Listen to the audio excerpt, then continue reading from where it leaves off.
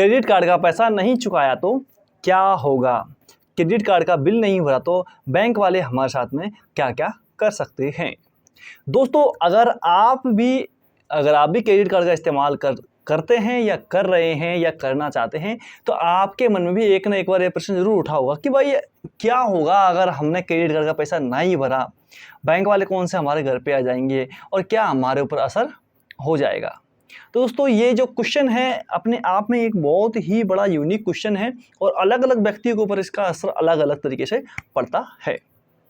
दोस्तों, मैं हूं धीरेन्द्र सिंह बेस्ट और आप अभी देख रहे हैं टेक्नेटमी। दोस्तों, अगर वीडियो अच्छी लगे चैनल सब्सक्राइब जरूर कीजिएगा। चलिए विस्तार से जानते हैं। तो दोस्तों, जैसे कि आपको पता है, जो क्रेडिट कार्ड होता है वो बैंक की तरफ से दिए जाने वाला एक शॉर्ट टाइम का लोन होता है। एक प्रकार का क्रेडिट अकाउंट होता है आपका, वो आपके बैंक अकाउंट से बिल्कुल अलग तरीके से बिहेव किया जाता है, उसका ट्रीटमेंट बिल्कुल ही अलग होता है।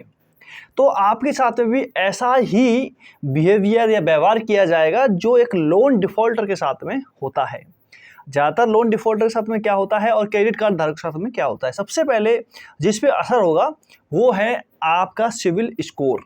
अगर आपने पहली किस्त नहीं भरी, एक भी दिन आगे पीछे हो गए आप, लोन वाले में थोड़ा सा अलग मैटर होता है, लेकिन क्रेडिट कार्ड में क्या होता है दोस्तों, अगर आपके पास में अगर आपका क्रेडिट कार्ड का बिल बन जाता है और आप बिल नहीं भरना चाहते तो आप मिनिमम ड्यू भर सकते हैं। मिनिमम ड्यू आप भर दोगे जो कि 5% के आसपास होता है।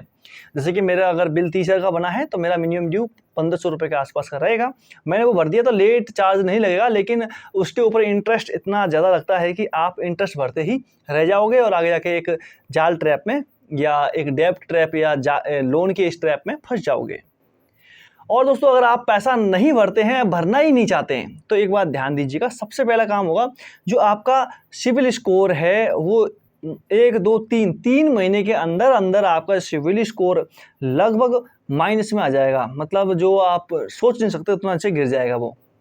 और दूसरा क्या होगा, जो आपका पैसा है ना, जो आपने उससे उठा रखा है, एक बात ध्यान दीजिएगा, जो पैसा आपने खर्चा किया है ना, जो वो मांगना चाहते हैं, भाई साहब बैंक वाले ऐसे हैं कि आपके ऊपर इतने चार्ज लगाएंगे, लेट फीस चार्ज, ये चार्ज, कन्वीनियंस चार्ज, जितने भी चार्ज होते हैं आपके ऊपर ठोक के आपका पैसा लगभग जो आपने 20-25 हज़ार रुपये खर्चा कर रखे हैं ना, उसके लगभग 1 साल के अंदर वही चार्ज जाके 1 से 1.5 लाख रुपये हो जाएगा आपका 20-25 हज़ार रुपये।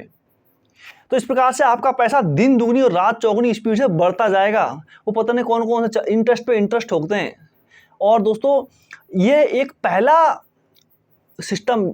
लोन का सिस्टम है जिसपे इंटरेस्ट के ऊपर भी जीएसटी लग रही है। आप हिसाब लगा लीजिए, जब आपके ऊपर कोई इंटरेस्ट या आपके ऊपर कोई चार्ज लगेगा ना, तो उसके ऊपर भी आपको जीएसटी देनी होगी। और उसके अलावा क्या कर सकते हैं बैंक वाले, अब वो आप तो डिफॉल्टर हो गए, अब पैसा कहाँ से वसूल करवाएंगे? भैया वो करेंगे अपने गुंडे हायर, बोले तो रिकवर एजेंट्स।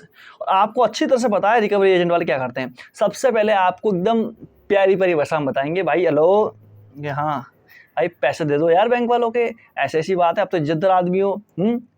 फिर आप नहीं मानोगे, पैसा तो होगा नहीं, कैसे दोगे? फिर भैया वो आएंगे अपने गुंडागर्दी पे, आपके पास आएंगे, आपको धमकाएंगे, आपको डराएंगे, आप कहेंगे पैसा है नहीं। फिर आते हैं दोस्तों असली गुंडागर्दी पे। कैसे? आपके जितने भी कॉन्टैक्ट होते हैं ना, आपके जितने भी कॉन्टैक्ट है, जितने भी आपके मोबाइल में सिस्टम होता है, वो अगर आपने अपने क्रेडिट कार्ड के एप्लीकेशन का यूज किया है ना, तो ये इतने हरामी होते हैं, आपके सारे कॉन्टैक्ट लिस्ट को रख लेते हैं। आपके रिश्तेदारों को, आपके दोस्तों को फ़ोन करके बोलेंगे, भाई साहब कि हेलो, ना कि हाँ इन भाई साहब को जानते हो आप? हाँ जानते हैं भाई साहब, इन्होंने लोन लिया है और ये लोन में डिफ़ॉल्ट कर चुके हैं, और जो नॉमिनी होता है ना, नॉमिनी के तौर पे आपको उन्होंने ऐड किया हुआ है, तो इनसे कहिएगा जल्दी जल्दी लोन भरा, इन्हें आपके ऊपर कार्रवाई हो सकती है। और भैया वो आपके रिश्तेदार दोस्तों डर जाएंगे और डरते आपको फ़ोन करेंगे।